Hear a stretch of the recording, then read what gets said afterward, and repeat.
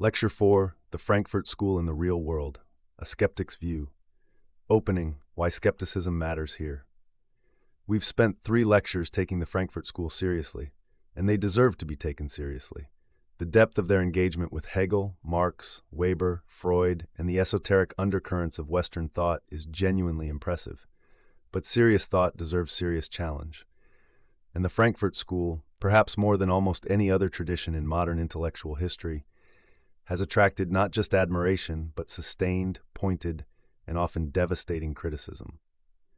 Today, we're going to sit with that criticism. Not to dismiss the tradition, that would be too easy and frankly unworthy of the material, but to ask the harder question: what happens when you actually try to apply these ideas? What are the practical and theoretical costs of thinking this way? Where does the Frankfurt School's remarkable analytical power become a liability rather than an asset? I want to be clear about what kind of skeptic we're channeling today. Not the cheap skeptic who simply hasn't read the material, who dismisses Adorno as just word salad or Marcuse as 60s nonsense. That's not interesting.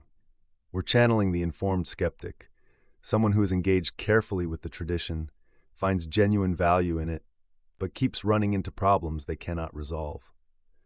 The philosopher or social scientist or political activist who says, "I understand what you're doing and I see why, but I don't think it actually works, and here's why."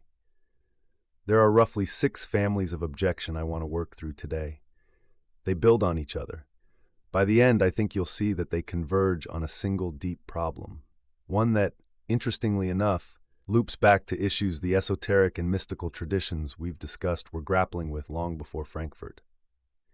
First objection: the unfalsifiability problem.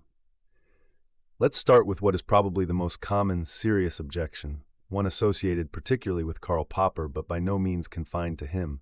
The Frankfurt School's central claims cannot be falsified, and therefore cannot be meaningfully tested. Think about the concept of reification, which we discussed at length in Lecture 2. Lukács gave us this concept, and Adorno, Horkheimer, and Marcuse all worked with versions of it.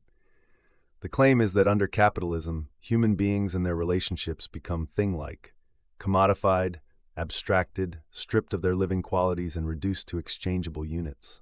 Consciousness itself becomes reified. We think in rigid, fixed categories that mirror the deadening logic of the commodity form. Now, how would you know if this claim were false? What would a non-reified society look like? What evidence would convince a Frankfurt School theorist that actually the consciousness of contemporary people is not systematically distorted by the structures of capitalist society?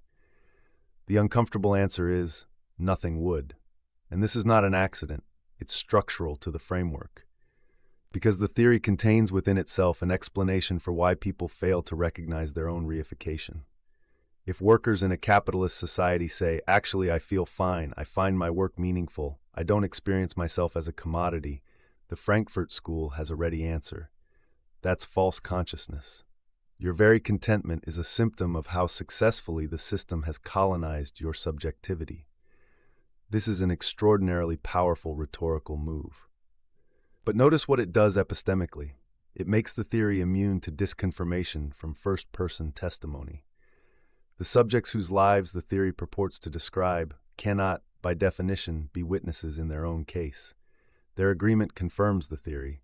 Their disagreement also confirms the theory, because it shows how deep the damage goes. Adorno himself was not unaware of this problem. In one of the passages we've been working with, he warns against both the inflation of grand concepts like imperialism or monopoly without attending to what they actually factually entail, and against the blind nominalism that refuses to see the objective compulsion behind social categories. He's trying to hold open a space between dogmatic theory and empty empiricism. But the skeptic asks, does he actually succeed? Or does the dialectical method, precisely because it refuses to draw a defining line, refuse in practice to ever put itself at risk? Popper's language of falsifiability is not the only way to make this point. You can make it from within the hermeneutic tradition, from within analytic philosophy of social science, or from